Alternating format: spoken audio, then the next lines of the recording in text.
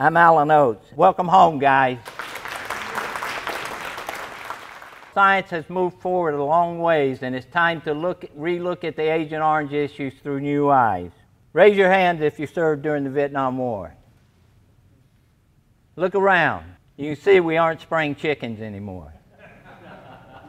Many of those we served with have passed away already. There's an issue that's here now, and it's going to be here long after we're passed away, like after the last Vietnam veteran's gone, and that's the issue of our children and the future generation.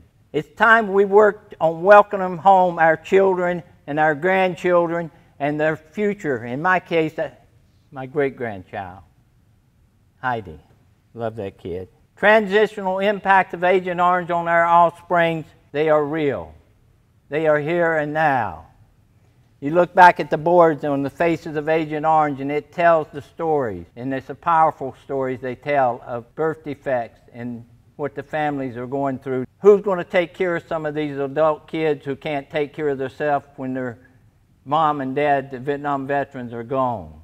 Science has only started to understand these impacts. In the case of Agent Orange, the main toxins we talked about are 2,4-D, 2,4,5-T, plicloram was another herbicide, and the most toxic dioxin known to man, TCDD. TCDD was mainly in the 2,4-T. One of the things, and I'm quoting out of the Institute of Medicine report, one of the Institute of Medicine reports,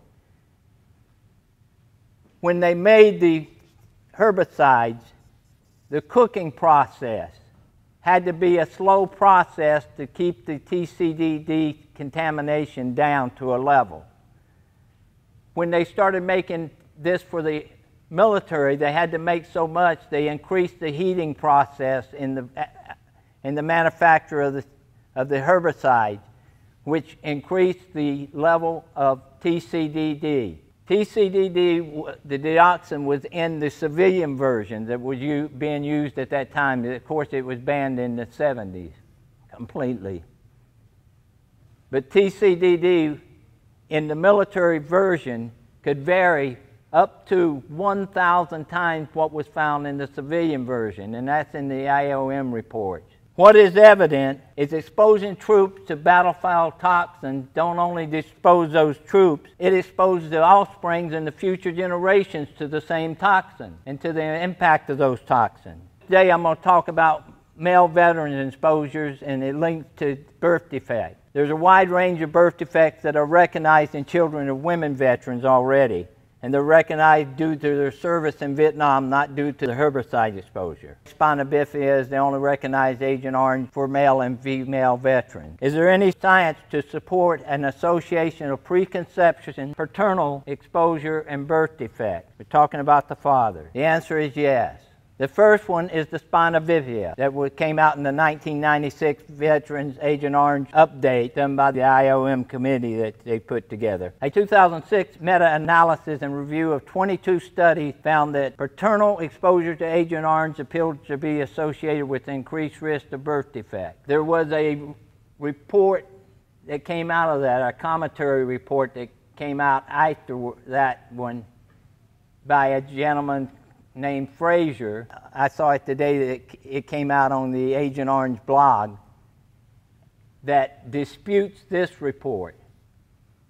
And if you read down through it, the person who did that says that it didn't matter that he was a consultant for Dow and Monsanto. The New Zealand study out of Massey University found that Vietnam veterans exposed to Agent Orange have a significant level of DNA damage compared to unexposed veterans. There's basically two ways that we can pass on to generational issues to the kids and the grandkids and so forth, so on. That's either by a gene mutation, which is a change in the chromosome order, or by an epigenetic change, which is a damage to a gene, and sometimes the gene being turned on or off. In animal studies, many toxins impact the sperm in the process of the development of the sperm and cause DNA damage. And this is done through an oxidative stress process. And it's included, these chemicals include TCDD, the dioxin in Agent Orange. Other studies and review point out that fertilization and implantation do occur even with damaged DNA sperm. So if a damaged DNA sperm creates a conception, then there can be genetic or epigenetic issues with that. Damaged sperm can influence the times of pregnancy. It can adversely affect the outcome of the offspring, including birth defects and childhood cancers. Another study shows that the embryo development in cleavage stage, S phase, this is the phase where the female has the chance to repair damaged DNA. And if they do try to repair that, they can alter DNA and may cause nuclear structure and the transgenerational information changes in that as well. Another study points out that evidence of paternal epigenetic transmission takes place prior to the stage S phase in the embryo development. So if an epigenetic is passed on before the female can start correcting the damaged sperm, there's no chance of correcting that. It's already happened. A 2009 study found an association between preconception paternal exposure to pesticides and childhood brain cancer in the offspring. A dioxin study shows that the paternal exposure to TCDD might be associated with alterations in the sex ratios of the offspring. And there's been more studies on that that show that there's more girls born than boys born, and that the sex ratio of the offspring was decreased at fertilization and not during the formation of the sperm. An exciting new study, 2012, and it was an animal study, a permanent epigenetic change in the germline, the sperm, that transmitted epigenetically transgenerational inheritance of adult onset disease in the absence of any other exposure. What is really interesting in this study is that one of the chemicals that they tested in this study was dioxin, TCD dioxin, which is in Agent Orange, mixed with a hydrocarbon mixture of JP8, jet fuel. Why is that important? Agent Orange was mixed with a hydrocarbon fuel, either kerosene, diesel, when it was sprayed. Agent Orange, of course, contained TCD dioxin. The other thing is important is that current veterans who've been to Iraq, Afghanistan, the Middle East have been exposed to chemicals. And they've been exposed to dioxin, especially in the burn pits, where they dumped all this trash, batteries, plastic, and they burn it. And what do they use for an accelerant to burn this? But they use a hydrocarbon fuel, and it created, this burning created dioxin and spewed it into the air and exposed these kids to that. This study goes on, and it took and looked at these different chemical mixtures that it exposed, and the exposure-specific epigenetic biomarkers that could trace back to where it originally started.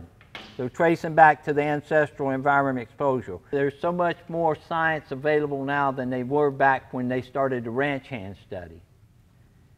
What VVA is trying to do is we're trying to work for legislation. We've titled it Veterans Family Preservation, Treatment, and Research Act. That would create a center, or center would function as an invaluable incubator for scientific research on the possible transgenerational effects of toxins on the offspring of veterans. All veterans. These children deserve to get some answers, and so do the veterans. If you have a child with a birth defect, what can you do? Well, I would ask you to file a claim, because that puts VA on notice that there's an issue with the child and you believe it is related to your toxic exposure. Register them on the birthdefects.org. Birthdefects.org, Betty McGeesey founded that. They have a special form there for veterans, and it asks a lot of questions about the birth defects, and they're gathering information, and it's been around for a while, and they have a lot of data that someone needs to be able to get research done on that data. Contact Moki Porter at VVA. She is the driving force behind the Faces of Agent Orange, which is an awareness program. It's an education and awareness effort spearheaded by Moki. It tells the story of through the children and the families of veterans who are affected by birth defects due to Agent Orange exposure. Please read some of those stories before you leave here. They're important, they're powerful, and they're true. Thank you guys, and welcome home.